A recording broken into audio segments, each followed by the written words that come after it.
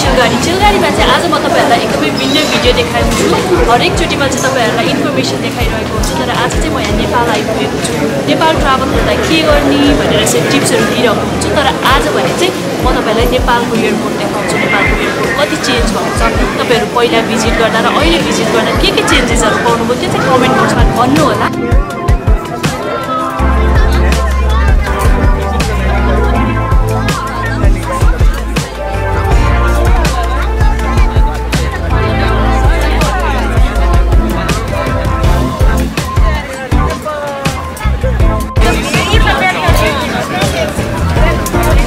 Finally, after 24 hours, म नेपाल आइपुगेँ एकदमै एक्साइटेड छु अलमोस्ट लाइक 3 years पछि यहाँ आउँदाखेरि चाहिँ एकदम एक्साइटेड छु अनि सबैजना यहाँ जति पनि हुनुहुन्छ सबैजना एक्साइटेडै हुनुहुन्छ ताली बजाइसक्नुभयो होइन अब यहाँको एयरपोर्ट पनि नेपालको एयरपोर्ट पनि कस्तो भएको छ त्यो पनि म तपाईहरुलाई देखाउँछु अब चाहिँ नेपालको ओर्डिङ ठाउँ चाहिँ यस्तो छ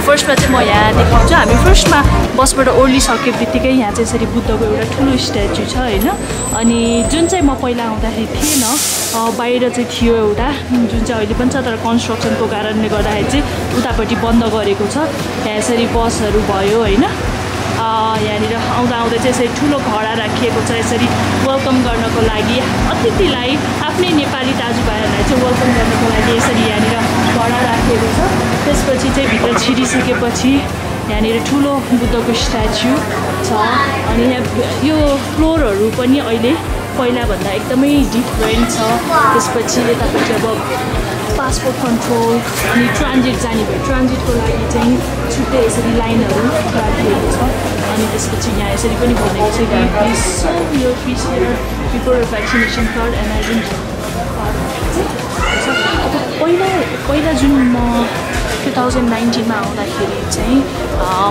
यहाँ यस्तो धेरै चेन्जेसहरू थिएन तर अहिले चाहिँ धेरै चेन्जेसहरू आयो सुनेको पनि थिएँ होइन पहिला मार्क्सलाई हेरौँ फेरि अहिले यहाँनिर गराउँछ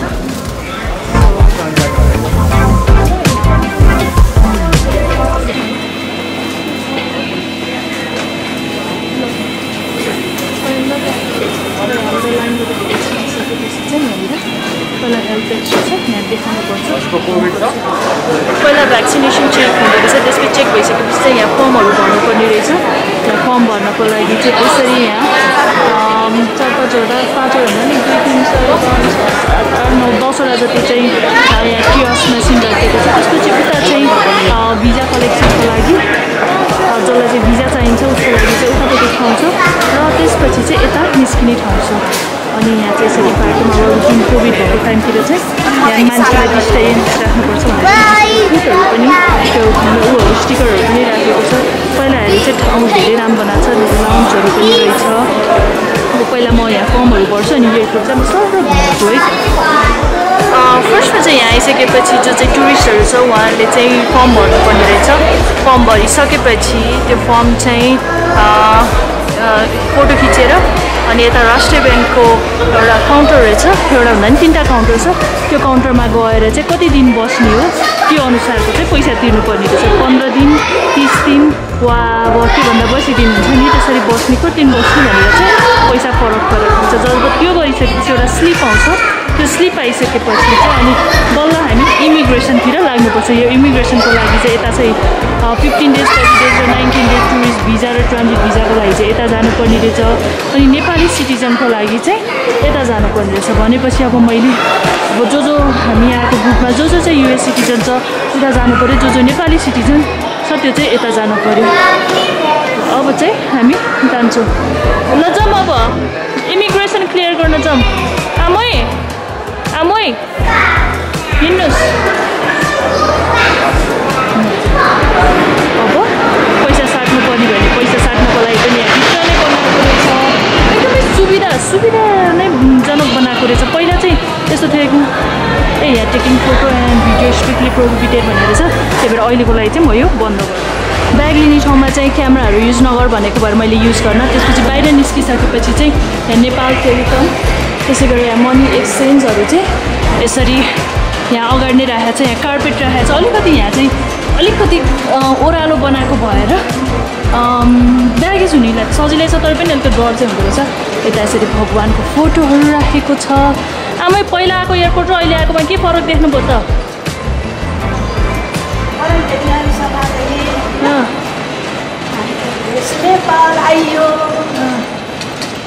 ख्याल गर्नु है, ख्याल गर्नु।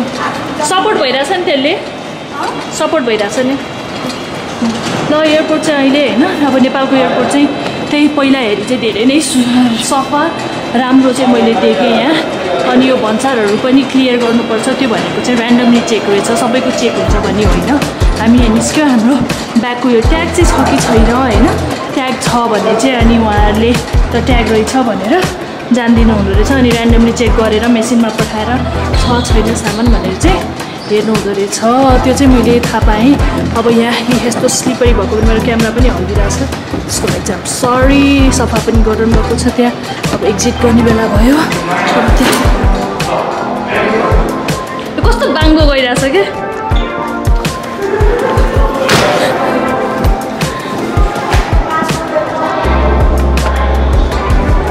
यो हेरेर पुरै बाङ्गो गइरहेछ क्या यो ट्रली। ल यो क्यामेरा हल्ले, सरी आइम सरी। तर पहिला हेरी चाहिँ मैले भने जस्तो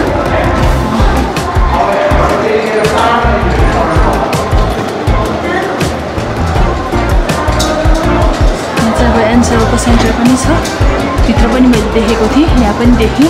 अब यहाँ चाहिँ अरू सिम बाहेक अरू पनि केही सुविधाहरू छ होला हेर्दाखेरि। र एनसेल सेन्टर भनेपछि पक्कै पनि सिमहरूकै लागि हो यो। अनि मेसिनमा देखाउँछु म अब यो यहाँ अलिकति खिच्नु नमिल्ने भयो। पहिला चाहिँ एक्जिट गर्ने बित्तिकै बाहिर ठ्याक्क निस्किन्थ्यो। अहिले चाहिँ अब यहाँनिर money exchange, drop of the world adventure भनेर यहाँनिर उडानको लागि, फ्लाइटको लागि केही चाहिन्छ भने यहाँ अफिस पनि खोलेको रहेछ।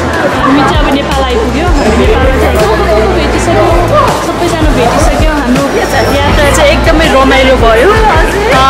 लस एन्जल्सबाट सिङ्गापुर र सिङ्गापुरबाट चाहिँ हामी नेपाल आइपुग्यो।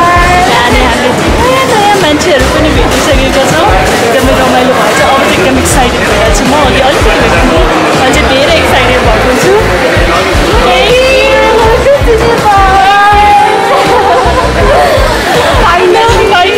अब चाहिँ अरू भिडियो पनि म गर्दैछु। यो चाहिँ तपाईँहरूलाई कस्तो लाग्यो प्लिज लाइक सेयर र कमेन्ट गर्न चाहिँ नभुल्नु होला। बाई।